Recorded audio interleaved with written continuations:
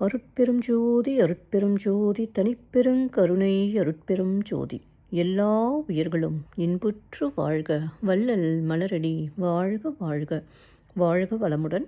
ஆன்மநேய அன்பர்கள் அனைவருக்கும் என் அன்பான வணக்கத்தை தெரிவித்துக் கொள்கிறேன்.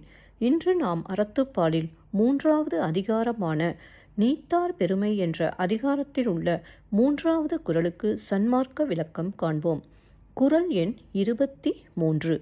இருமை வகை தெரிந்து ஈண்டறம் பூண்டார் பெருமை பிறங்கிற்று உலகு. இருமை வகை தெரிந்து ஈண்டறம் பூண்டார் பெருமை பிறங்கிற்று உலகு. முதலில் உலகியல் விளக்கம் காண்போம்.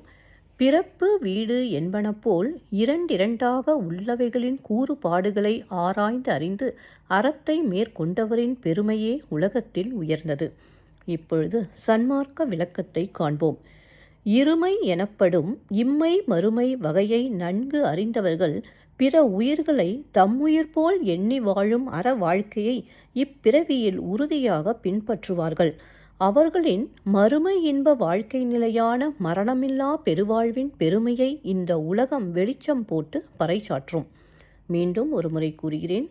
இருமை எனப்படும் இம்மை மறுமை வகையை நன்கு அறிந்தவர்கள் பிற உயிர்களை தம்முயிர் போல் எண்ணி வாழும் அற வாழ்க்கையை இப்பிறவியில் உறுதியாக பின்பற்றுவார்கள்.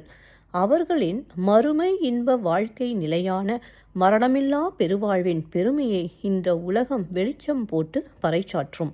நன்றி அன்பர்களே.